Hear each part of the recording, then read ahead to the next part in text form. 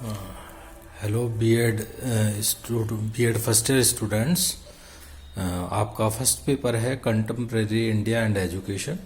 उसके अंतर्गत जो फर्स्ट यूनिट है उसमें जो शॉर्ट क्वेश्चन आते हैं बहुत सिंपल रहते हैं, और जो स्टार्टिंग के वैदिक काल, बौद्ध काल और मध्यकाल से रिलेटेड एक क्वेश्चन अक्सर आता है, उसके बारे में मैं आपको बताता हूँ कि शिक्षा को 3 भागों में मुख्य रूप से इसमें बांटा गया था।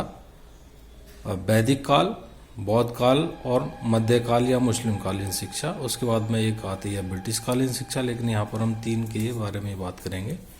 तो वैदिक काल में जो शिक्षा प्रदान की जाती थी, तो सबसे पहले जब शिक्षा प्रदान करने के लिए बच्चे को सर्वप्रथम पढ़ने के लिए जो संस्कार दिए जाते थे, उसको पहला होता है उसमें उपनयन संस्कार।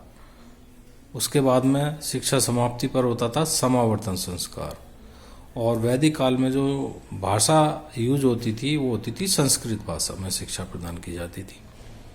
उसी तरीके से जो बौद्ध काल है, बौद्ध काल में जब शिक्षा प्रारंभ की जाती थी तो उस समय जो संस्कार होता था वो कहलाता था पवज्जा संस्कार, और ये 12 वर्ष की शिक्षा होती थी इस संस्कार में।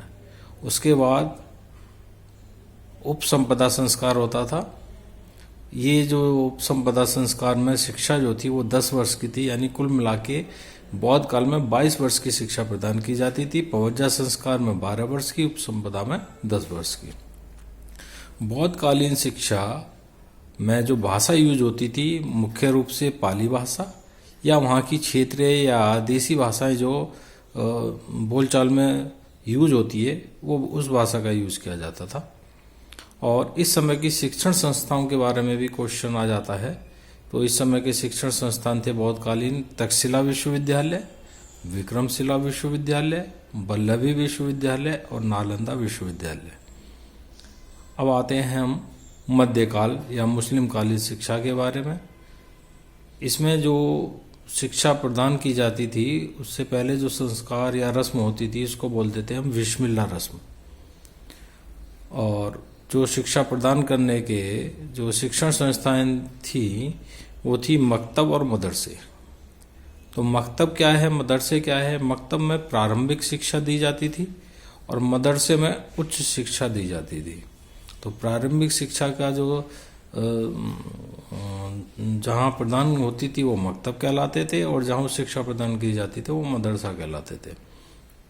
उसके बाद में जो भाषा थी, मुस्लिम कालीन जो शिक्षा में भाषा का प्रयोग किया जाता था अरबी और फारसी भाषा का, अरबी और फारसी भाषा में। और इस समय जो कुछ उपाधियां दी जाती थी शिक्षा प्राप्त, जिस तरीके से छात्र शिक्षा प्राप्त करता था उसी तरीके से उसको उपाधि दी जाती थी। जैसे एक चीज होती है काबिल। काबिल की उपाधि जो साहित्य के छात्र होते हैं, लिटरेचर के जो छात्र होते थे, उनको उपाधि दी जाती थी काबिल की उपाधि। उसके बाद आलिम।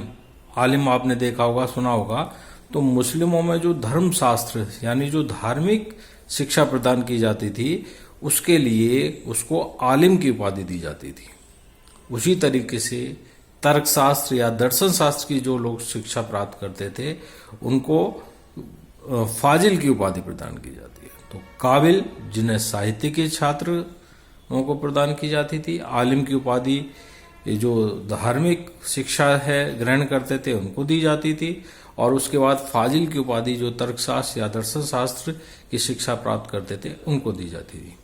बाकी अब एक तरीके से हम ये समझ सकते हैं कि जो प्रारंभ में शिक्षा प्रदान की जाती थी उसके लिए जो संस्कार होता था वैदिक काल में वो उपनयन संस्कार कहलाता था। वही संस्कार बौद्ध काल में पवज्जा संस्कार के नाम से जाना जाता था, और वही संस्कार मुस्लिम काल में बिस्मिल्लाह रस्म के नाम से जाना जाता था।